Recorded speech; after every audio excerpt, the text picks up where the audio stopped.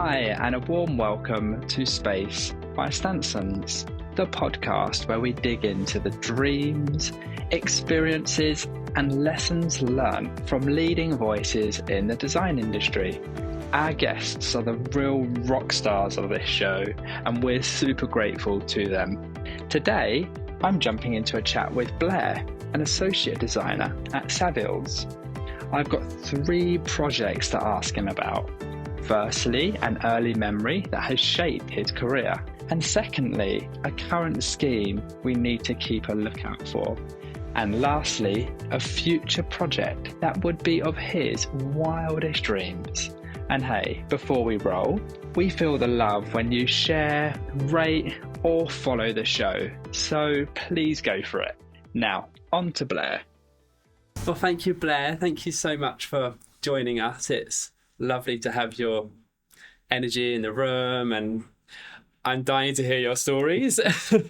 So, kicking off, your role now, can you just really quickly just tell us where you're at and what you're doing? Yeah, so I am an associate workplace designer with Savills, and we are a kind of small team within the larger Savills business of around 20-25 people. Mm-hmm. We were previously called KKS, and then acquired in 2019, so 5 years ago. It's flown. Yeah, it's gone so quickly. Yeah, so I joined 3.5 years ago, so already post the kind of acquisition.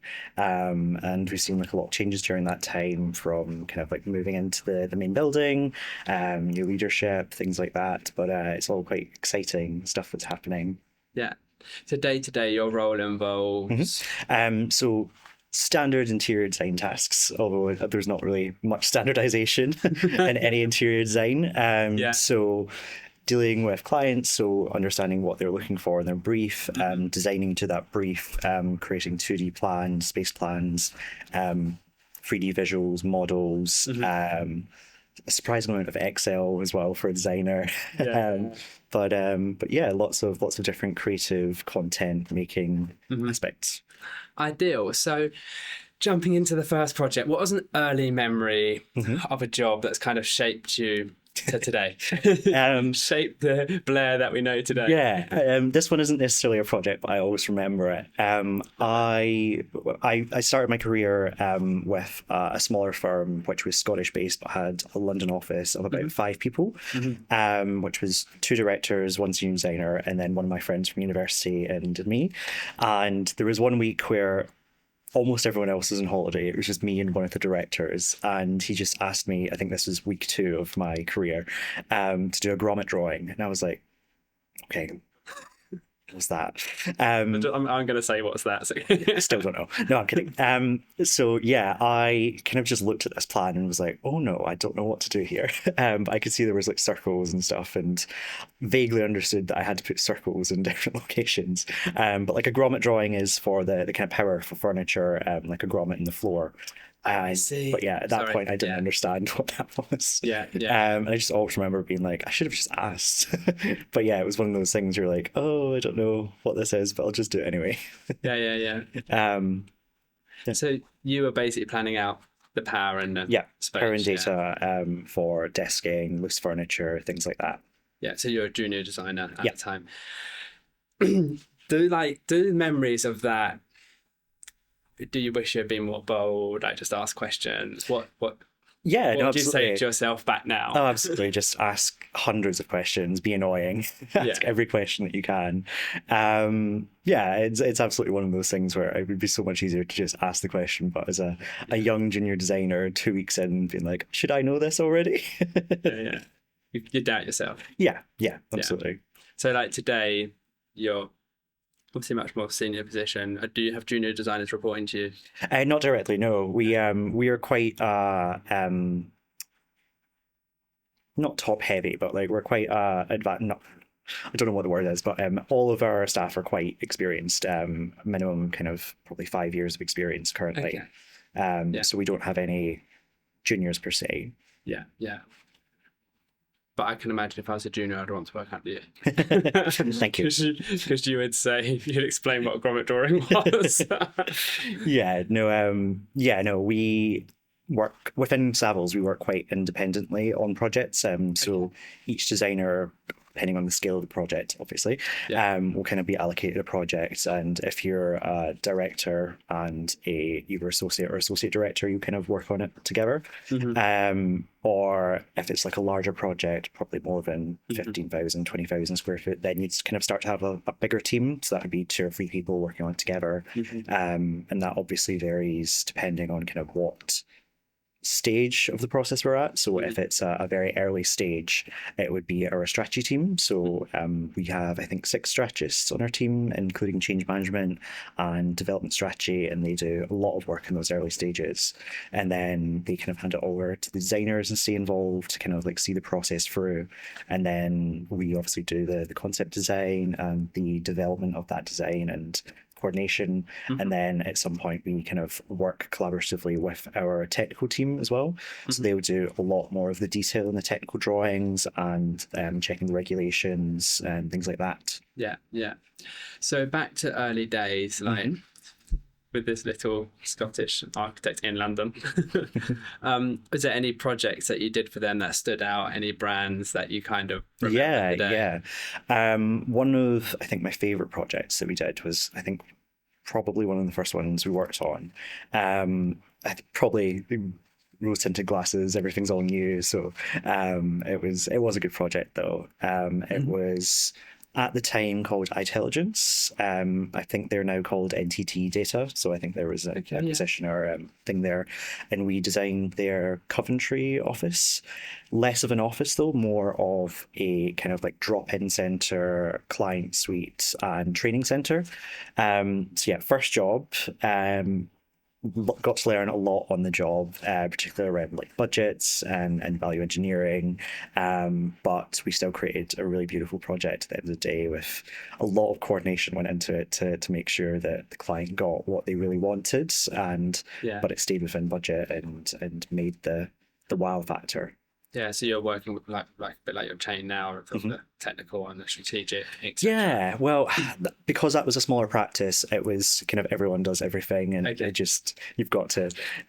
So we kind of had a brief set in the initial aspect, and then we had an absolutely brilliant senior designer, Laura, who now works at TP Bennett. Shout out to Laura Ficini. We often get a shout out. Maybe she'll be another guest. I know. But yeah, she was absolutely fabulous and great for me as a young designer, junior designer to learn from. She was very like detail oriented and hardworking and just knew exactly what needed to be done to make something come to life. Which when you're a young junior designer, you don't really know that. You can see the concept, but you can't see how to get it from kind of A to Z, which you kind of miss a bit in your education. It's a lot more of the kind of conceptual design this, but it never gets built aspect. Yeah, so that's really interesting because as junior designers going to be listening to this for sure. What are those bits from the B to W, X, Y, whatever? Yeah. What are those bits that kind of should be in education, but they're not?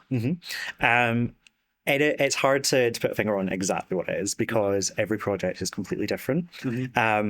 Generally, the most kind of important things are, well, it also depends on the environment as well, because we design for commercial spaces, so it's got to be commercially viable, which would mean it's got to be within a budget. Yeah. We might not always know what that budget is, but someone does. Yeah, you find out after you've designed it. Yeah, and then they say just slice it in half. But so yeah, it's got to be within budget. It's got to be buildable as well. It's got to be buildable within the time frame of the program as well, and it's also got to be kind of stand the test of time. So for commercial environments, you wouldn't put like a residential sofa in because it's just going to wear away after like 3 weeks because there's so many more people sitting on it, so much more traffic coming through. And I remember when I came into the industry, there was a lot of terminology that I didn't understand. So things like your Martindale tests, so your certifications, even now there's more comes out all the time, and that's where we kind of it's important to have a continued professional development or a CPD program, which I organise within our practice. But it's so important to stay on top of everything that's happening. Yeah, no, I can see that. And education to real life, I mean, there is so many, it is so different. You've covered it well. So that's, I think the education aspect never stops though, because when you come out of education, you're still going to keep learning. you're and starting again, aren't you? Yeah, even as someone who's got 5 years experience, you're still learning every day. There's new things pop up, regulations change, requirements of the client change as well. And projects change too. And like back in the day as well, like sustainability probably wasn't such a big deal. And then COVID happens, and so no, I get it. No, absolutely. It's interesting. We had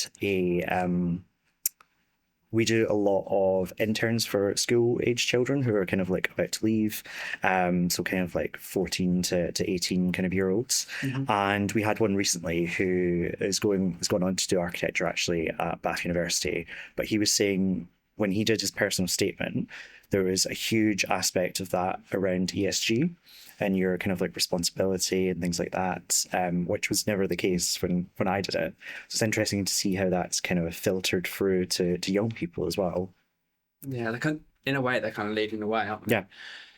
That's interesting. And well, that's kind of I suppose that's kind of your juniors that you're looking after, I would say, like, because you're always influencing somebody for positive or negative, aren't you? Like, you're always an influence. And I get it, at times in your life, you think, oh, no one's looking up to me. No one's ever looking up to me. But then someone might drop you a message, or you have someone through, or you'll hear that student on a podcast in 5 years' time saying, yeah, I worked with Blair and he just totally was really detail orientated and he knew everything and I just wanted to be like him. And you're like, oh gosh, I made a difference. Yeah. Yeah, and absolutely. I think you sometimes exist in your own little bubble of like your personality, and it's hard to see the kind of influence around you. We were talking about something the other day, and it's almost like a bullseye effect. Like you're this like central character. You're not a central character and everything, but like in your own life you are. And then there's these kind of like bubbles around you of like influence and how you impact people. So talking back to that NTT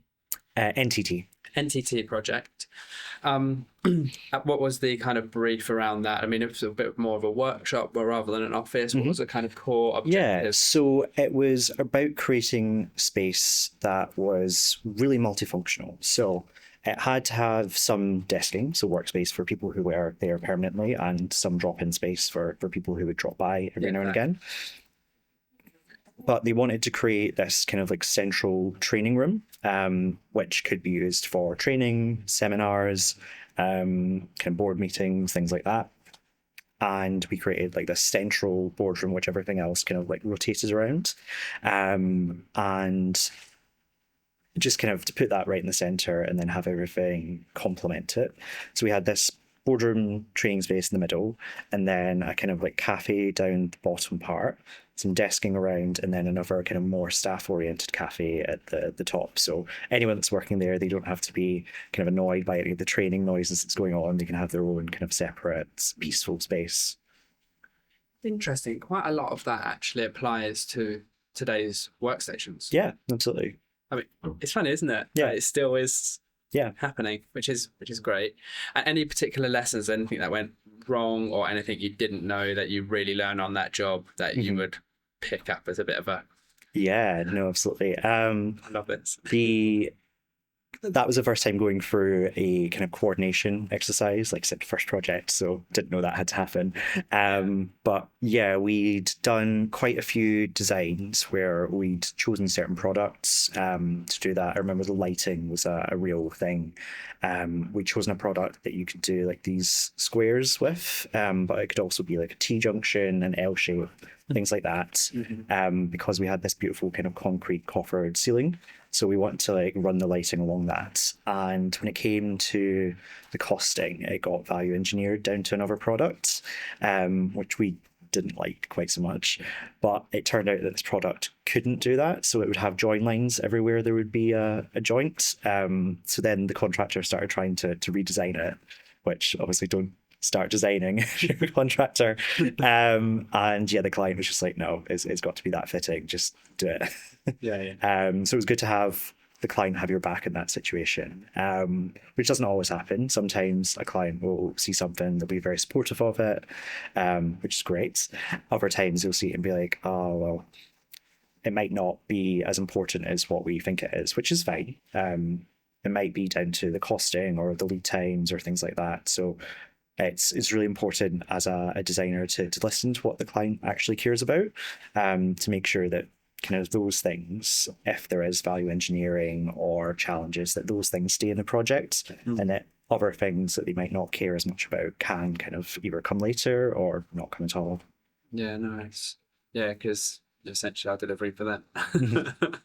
No, it's great. It's a great lesson for everybody, really, isn't it? I mean, it sounds simple, but then a lot of simple things, just hearing it again and the repetition of it is important for us.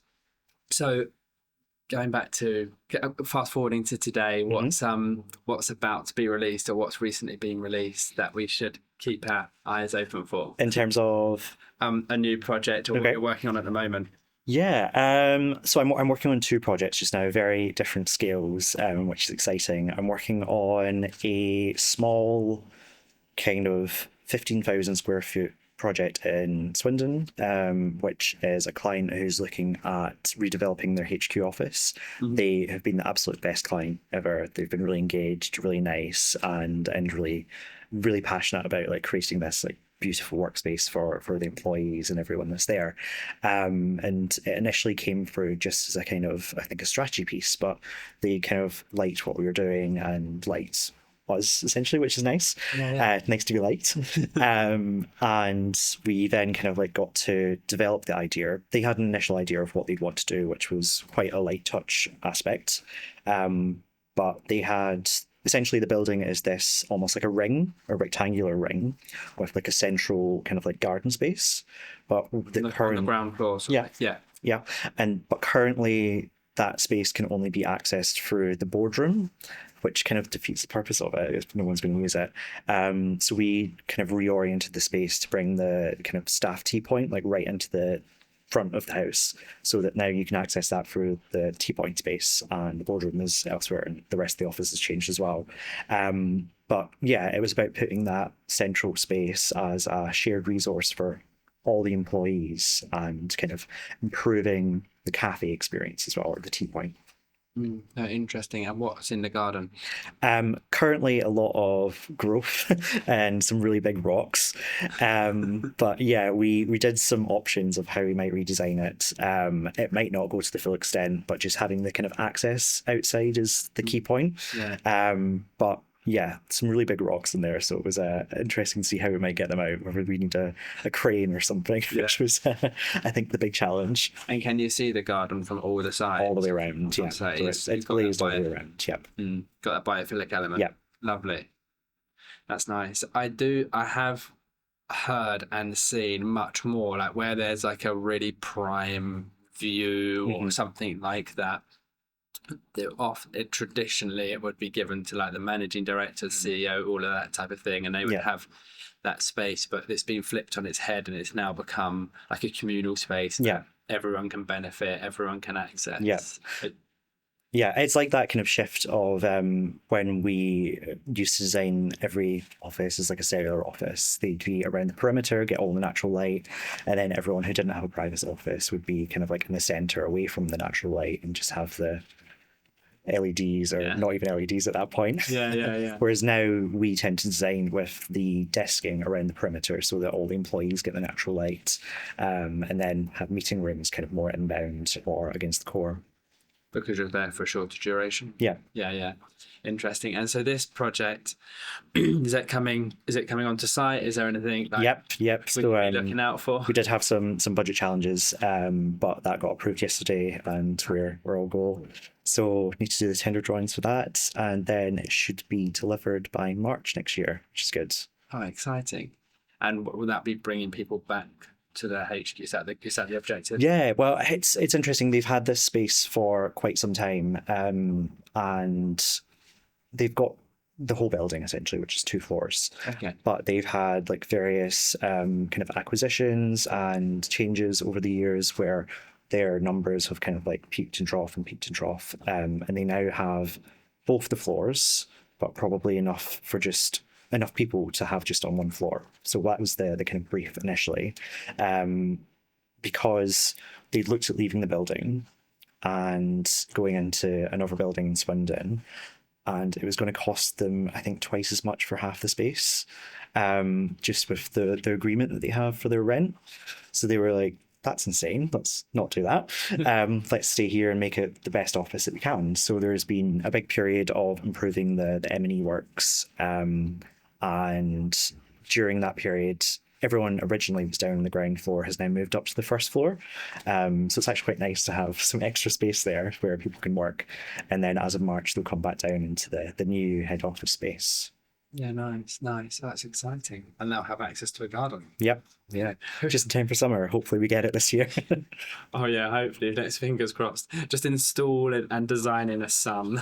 Yeah, if we could just have some sad lamps all around. I know we're joking, but actually seriously, I was on a project and all the photos always like nice lighting, and it's got sun streaming in and like the wind's blowing the sort of curtains or whatever, and I was looking at all these pictures. Like, what do I love about them? The one thing I love is the sunlight. Yeah. It's like, can you just design in the sun? Yeah. It's just like, it's a bit of a joke with us now that it's just like, you basically want light and ambience and warmth and whatever comes with it. So it sounds like you have captured that best you can, depending on British summer. Yeah. Which is not reliable. Completely not. But yeah, no, good. And then you mentioned there was 2 projects. Yes. So the other one is a really big project, which I'm working on with another designer and our kind of like senior designer, Fina. It is what can I say? It's a large insurance firm in 40 Leadenhall, which is about, I think, 40,000 square foot. So we're doing 2 floors, which has been a huge space, essentially, for quite a lot of people. And we are currently in the concept design phase. So we went through an initial pitch for it, which went well. And then there's been the kind of strategy aspect of finding out what they need and what they're going to require moving forward, which our strategy team has been really pushing forward and doing data-driven results, which is good. And then a space planning exercise, and now it's about creating the 3D models and showing the client how some of the mood boards and the furniture translate into a 3D space. Oh, wow. Okay, cool. And how's that going? Good. Yeah, we're getting there. It's always hard when it's like a larger project because it's easier when it's like a small 15,000 square foot or something like that to work on it as one person for the 3D model or the 2D plans or something. As soon as it gets to a bigger scale, obviously more people come into it and different people have to own certain parts of it.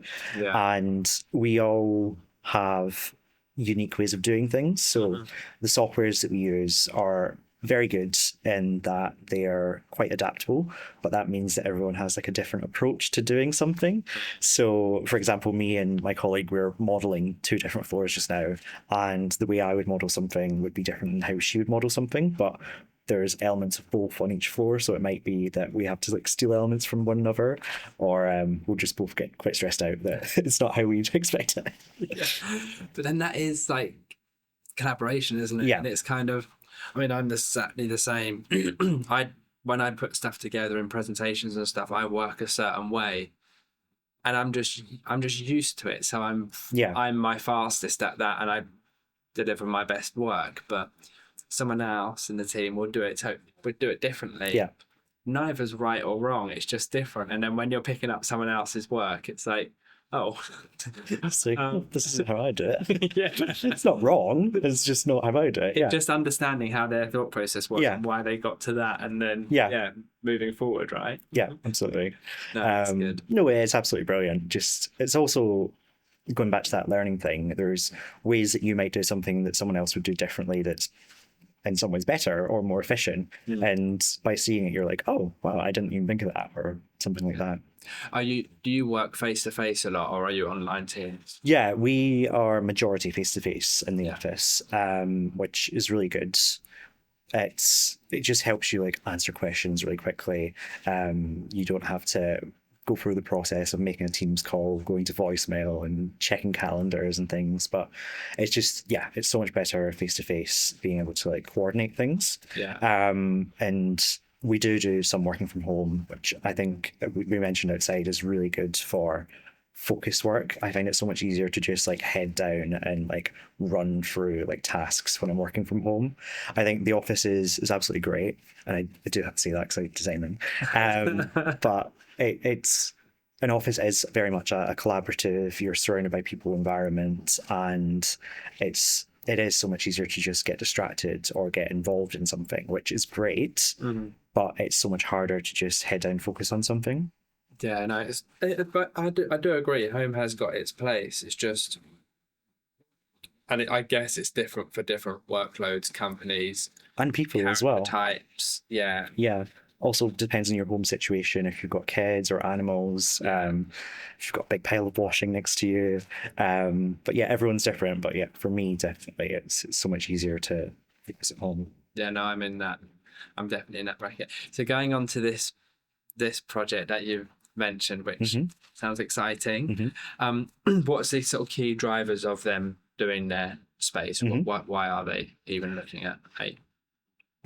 So they are so it is under NDA, so I can't reveal too much. Yeah. They are currently across the road in another building, and they're quite spread out in that building. So they want to bring all of their staff together on one floor, which is their main kind of business staff, and then have like support functions on another floor. And ultimately, they just want to create a more cohesive and collaborative environment where everyone is kind of within sight limits or on the same level as one another. It's not a case of, oh, where's Jan? She's up on the 7th floor. Let me get the lift and 2 stories over, kind of thing. Okay, so they're quite fragmented in levels at the moment, and they're coming onto like one single floor plate essentially. Yeah. So bringing people together. Yeah. Nice. So that's basically goes back to what you're saying, working your team, people. Yeah. That's great. And what any objections? That's not the right word. Any challenges that are facing that are key learnings that you can say? Yeah, I think this isn't just on this project, and I'd be interested to hear what your opinion is on this. I found since the pandemic, decision making has been a lot more fragmented and slow. So we have it a lot on projects now where we'll have a clear program, and we'll kind of like meet that program with the design, and then it should be a decision made like within that week or something. But then for whatever reason, more people get pulled into the decision making, or the decision takes longer, or for whatever reason, it seems like a lot of people are a bit more risk averse or hesitant, or even just slower to make decisions, which obviously then impacts program and things like that. So one example for this project was we're looking at staircases and interconnecting the 2 floors. And the original brief had 1, but because of the size of the floor plates, we'd suggested doing 2. 1 kind of centrally in each kind of wing of the building.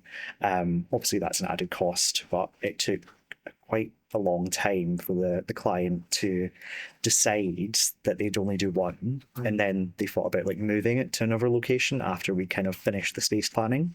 So that obviously impacts program, time, cost, everything. We have kept it in the location we had it and moved the other one. But yeah, interested to hear what you're finding. Yeah, I guess people are understandably, if you're a client spending a lot of money on a space and bringing people back, I guess people are just wanting to like sense check and double check like more than ever before, because making sure that it's going to work and they're going to get their return on investment. I feel like everybody's very watched. Like, is it going to deliver? Like, when is it going to deliver? Or what is it going to deliver? Yeah. Do you know what I mean? Like, why are we doing this? And so I feel there's lots of money. It all boils down to money, doesn't it? Like, pretty much. And it's people are just like protecting themselves, I guess, and just taking care and feeling like they're doing their due diligence. So it's all coming from a good place. I get it. But then again, it slows down the project, or it slows down the design, or it can mean things are a bit fragmented if they take over a longer period of time. It's not so flowing in terms of your job. Not even just in the kind of design process, we're finding it even more kind of earlier stages as well. Like a lot of clients will kind of have an upcoming lease expiry, and they'll come to us and say, oh, we don't know whether we want to stay in this building or take a new one, for example, and we'll be then kind of engaged to do space planning of both their existing building and a newly proposed building. But often they'll have left it so late in the process that they'll either need to leave that building or need to stay because they can't then negotiate the kind of lease. Or the other thing is they'll have agreed a lease but they'll agree it so late that they need to get out of that building and into the new one. So the only program that kind of works with them is a like really quick paced design and build program. So there's very limited involvement that we can do in that to make it their ideal office. That's a good message for everybody though, because I feel time is like probably like one of the biggest. I mean, we think about money, but time is one of the biggest like commodities that you can't get back. And it's when I talk about to people when people talk to me about sustainability, that's one of the things that often comes up is you need more time to be sustainable, like to think about your waste or to think about repurposing stuff, or if you're going to buy secondhand, like you've got to have more time to do that. You can't just buy it off a shelf. It's a decision process because it's not just the showroom tours. So there's so many things, and this is just in sustainability, but let alone all the other leases and the other complications. And time often gets undervalued. I think. Absolutely. It's that thing, we always hear it from other consultants and everyone says it, and it's so true. Like the earlier you can get us involved, the better, because it's the greater value of advice that we can offer, the more coordination we can do with other consultants, the greater consideration we can give to challenges and risks, and just the more time we can spend on it for you. No, that's interesting. It's good to know. And dreams. Wild dreams. Where would it be? What would it be? What colour would it be? Oh god. I actually forgot to have a think about this question, but it reminds me of when I did my interview for KKS. I got asked the dreaded question, where would you like to be in 5 years? And I just like completely off the cuff said, sitting in a boat drinking champagne. Sitting what? Sitting on a boat drinking champagne, and they loved it. Everyone just started laughing.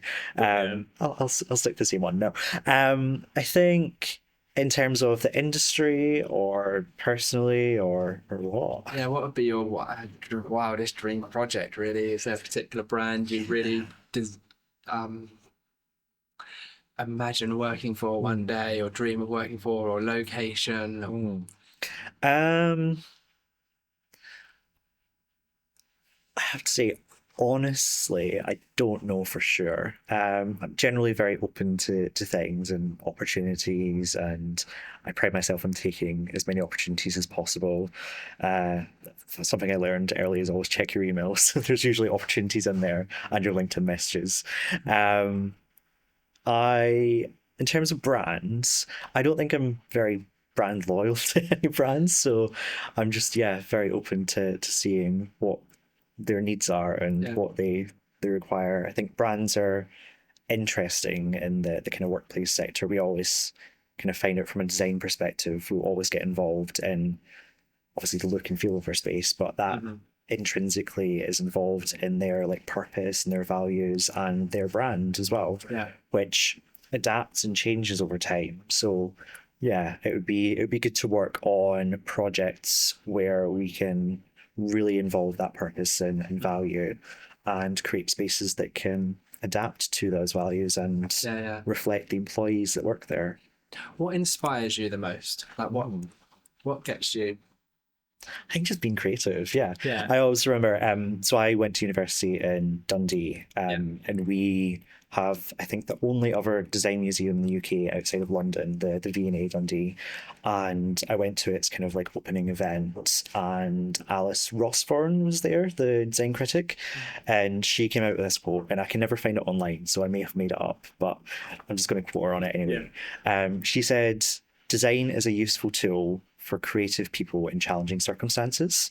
And I just like always love that. I think creativity is like what I want to do. Design is the tool to do it, and challenging circumstances are the application of it. Mm-hmm. That is true, isn't it? Design is a tool for creative people. A useful tool for creative people in challenging circumstances. If you want to simplify it, it's probably just problem solving. Yeah. But then not got the same ring to it. There is, I haven't got the same ring, but there is problem solving and problem solving. You can like look at stuff very laterally, look at stuff very creatively, and some people have just got that ability, haven't they, to like flip things on the head and look at stuff from completely the other way around. And you're like, oh my goodness, I hadn't thought of that. Yeah. And I think that's a really lovely talent to have. And yeah, so if you were given a project with a really tough set of challenges that requires like a very creative approach to fixing them, you would be in your element. Yeah, absolutely. Yeah. I'd probably not say that at the time, but I'd love it reflectively. You'd be stressed all the time. Probably, yeah. What's one of the biggest challenges you could have? I don't think one challenge is too much. It's when they kind of like add up to one bigger challenge, creating like an almost compound challenge, and they're all kind of codependent on each of them being solved to create a solution. I think that's the most challenging. It goes back to that almost coordination thing. Yeah, I agree. It's like what you're saying about like time on its own isn't too big a problem because you can chuck money at it or whatever, but then time and budget and these other demands like sustainability, then it starts to become like it's like a never-ending list of things you need to get through. Yeah, and they conflict with each other. Yeah, no, I get that. Yeah, that pushes you to your limit, should I say? Yeah, it's interesting though. I think it's just your mental capacity to deal with things and like remember each of these moving parts in like succinctness with one another. You can always like chip away at things, but yeah, sometimes there's things in the periphery that you don't see and you're like, damn. Yeah. It's got me. Are you an organized person? It depends what aspect of my life. Actually, that does make sense. Yeah. It does make sense. Yeah, I try to be organized. I'm really good at in our studio, like organizing events and kind of people and projects. But then in my personal life, I'm just like, it's fine. But yeah, it's interesting. I think it's that kind of duality of people. Like if you do it quite a lot, then sometimes you like a break from it. So if you're quite organized in your personal life, you might want a bit of a break in your professional life, or vice versa. Yeah, I didn't even thought of that. But that's quite true, yeah. I can see that being a thing, especially in my case. So I'm quite organised, like sometimes, but not always. Maybe it's just I want a break. Yeah, no, absolutely. I'd put it down to that. Yeah, I mean, organising things takes effort, time, and yeah, energy as well. So sometimes you've just reached the maximum energy or time that you can put into that, and you're like, nope. If you were to relax, just zen, totally zen, are you with people or on your own? Very good question. It depends on the circumstances. We were saying outside, I've just come back from a conference in Mykonos, Workspace Meets, which was incredible. It was kind of like 3 days of really engaging conversations and meetings and a lot of new people. And it was incredible, but it was really intense socially. So by the time it got to the Friday, I was just my social battery was like completely low. So I was just like laying on a sunbed, like, don't speak to me, no one speak to me. But then my partner came out and we had a holiday, and just gradually the social battery kind of like built back up. So it depends, like, yeah. Yeah. No, that's interesting. I'm just picking away like at things, hearing you, what inspires you. It's so energizing, I guess, and thinking about your dream project and what that would look like. And yeah, it's humans are like incredibly like adaptable people, which also make them complicated. Yeah. Because they can, especially creative people, because they can flex and change dependent on the scenarios and the circumstances. The animal chameleon, I can say it. Chameleons of creativity. Yeah, it's true though, isn't it? And it kind of means that you can't be put in a box, which is a great thing. That's a brilliant trait and talent to have. But then, yeah, I guess answering like a set question, like on what your dream is. Yeah, changes every day. Yeah.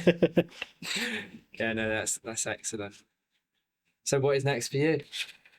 Well, I don't know. Christmas. Yeah. I don't know. Big plans? Yeah, no, my partner and I were doing kind of like split Christmases. So last year we went to his family, which is in Essex, and then this year we'll go to my family. So that's up in Scotland. That'll be a bigger trip. I've got a new nephew this year as well, which will be nice to meet him. Exciting.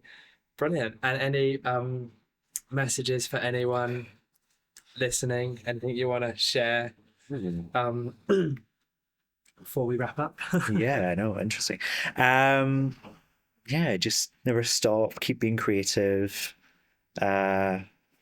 Keep trying new things and enjoy yourself. And ask questions. Yes. Never stop asking questions. What is a grommet? Yeah. Excellent. Thank you so much, Blair. I love your energy. I love what you've shared.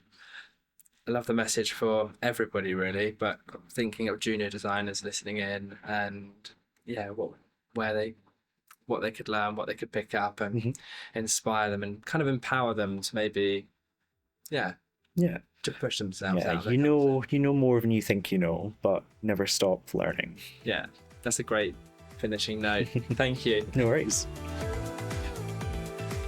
Thank you very much for listening. I'm also very grateful to all our guests. Or if you know who else would like to join the podcast, share the names. We're always open to hearing. Until next time, keep happy, keep healthy, and take care.